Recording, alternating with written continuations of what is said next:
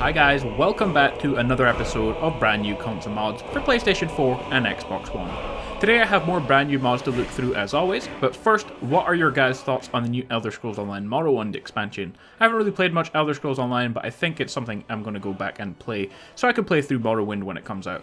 Also, June is kind of a slow time for games, and it'll be fun to cover Morrowind on my channel if there's any videos I need to make. Before we start guys, I've changed my character as well, since I use a bow and arrow a lot. I made her like a huntress kind of character, for a while anyway, so I just thought I'd tell you guys. Anyway, let's jump into our first mod. Our first mod to go with my new character is actually a new hunter kind of mod, and it's focused on a spellbook, which has been added to the blacksmith table in Riverwood. The mod is not meant to replace Detect Life or Aura Whisper or whatever. While the effects are similar, there are noticeable differences. Unlike Detect Life, it ignores the line of sight requirements, so you can detect animals through brush, trees, walls, rocks, etc., and at nearly twice the distance. It also equips on the voice slot, so you don't have to unequip your weapon to cast it, which is really handy, I have to admit. Unlike Aura Whisper, it is a silent cast so you cannot be detected by enemies or startled creatures when you cast it, nor does it require learning a shout or have a long cooldown. Unlike both, it detects dead creatures, making it much easier to track down your kills when hunting. Also only detects animals so that you won't be distracted by NPCs that you don't want to detect. Living and dead animals also have two distinct different shaders from each other, and they also have different effects from the regular Detect Life things as well, so you can tell the difference. So if you want to be a better hunter in game, then check out this mod. Our next mod of the day is called Skyrim Fur Colors, and of course, as you probably guessed, is a mod that allows you to change your fur color of any of your Khajiit characters. In the creation menu, you now get a choice of 15 different furs, and we can go over them. So the colors are Panther Blue, Evening Blue, Saber Orange, Cub Orange, Shadow Peach, Moss Green, Stalker Purple, Feline Pink, Devil Red, Oblivion Red, Winter White, Void Black, Simple Grey, Chocolate Brown, and Deep Turquoise. All the colours can also be chosen for the different sections of your body individually. So war paints, cheeks upper and lower, laugh lines, nose, neck, forehead, eyeliner, eyeshadow, eye tint, and lips colours can all be altered individually. So if you're looking for some more diversity to your Khajiit character, then check out this mod. Our next mod is a set of Skyrim armor and weapons that have been provided with frost enchantments to go with the way they look. The stuff can be made at the forge, and you require spark and frostbite spell tombs along with just regular stuff in order to make them. You can craft all the armors, so armor, gauntlet, boots, and helmet. You can also make a shield, and all the weapons as well, like swords, axes, and hammers. All the equipment is equivalent to dragon, so it's very powerful.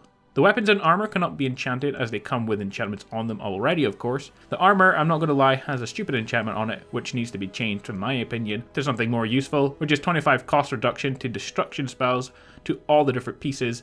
People very rarely play as a heavy armor mage, so that's not something I really want to see. The weapons though are cool, which is why I included this mod, and they of course all do frost damage. So the weapons deal 67 points of frost damage to health and stamina, and it's the same for all weapons. So the armor looks cool, not my favourite enchantment, but the weapons are really cool, and they have some really awesome enchantments, so a cool mod to download nonetheless. Our next mod of the day, and it's called Slow Time Enchantment Power and Toggle Spell. The mod adds 3 things: a slow time enchantment, which slows time while the enchantment, armor/clothing is equipped, the slow time power, which slows down time for 300 seconds once per day, and you also get Toggle Slow Time Spell, and it allows you to toggle the slow time effect. All effects are set to slow time by 10% speed. This is equivalent to using all 3 words of the slow time shout. Both tombs and enchanted ring can be found in Dragon's Reach and are all added to the appropriate leveled lists. A couple of things to note: the slow time enchantment acts like muffle, water walking, etc., where there is no strength. Even a petty soul allows full effects to be used, and the slow time enchantment can be used on rings, necklaces, helmets, and gauntlets. Our next mod is another rebuild player home for Skyrim. The mod doesn't replace the home, but it does redecorate the interior to make it much better looking for you in game. Now, just like the one we looked at previously, you must first complete the relevant quests and purchase the house as normal. Then you can buy all the decoration for the interiors, which will now be all the new stuff. So let's take a look at inside and see what it looks like now. First off is the living room area, and there is a dining table for you to sit at, a bookshelf and storage everywhere, a large bar, a kitchen area, complete with cooking pot and oven of course. There's a small storage area for food as well in this part. Also on the downstairs there is a bath, which as always is really awesome looking, a child's bedroom, enough for 2 kids, and a room for your follower or housecarl. Also downstairs is an area to grow some crops, which you can then use at your new amazing looking alchemy station. Also you get an enchanting area as well. Finally, the upstairs is all now open planned with plenty of display, weapons racks and mannequins. That just leaves us now with the master bedroom, with bed, small study area and plenty of other stuff. These player home overhauls definitely make a huge improvement on the vanilla homes, fill them up with tons of stuff, and make them actually worth living in now. So an awesome mod overhaul.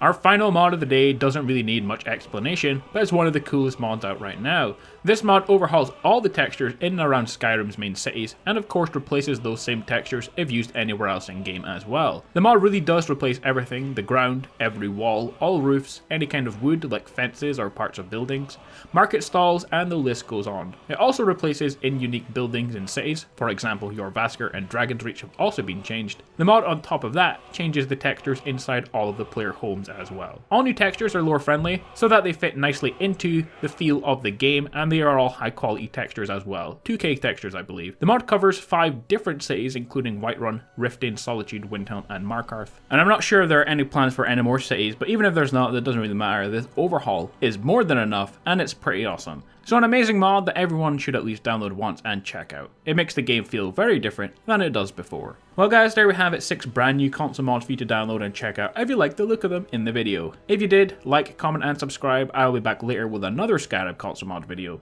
Until then, stay awesome, and I will see you all next time.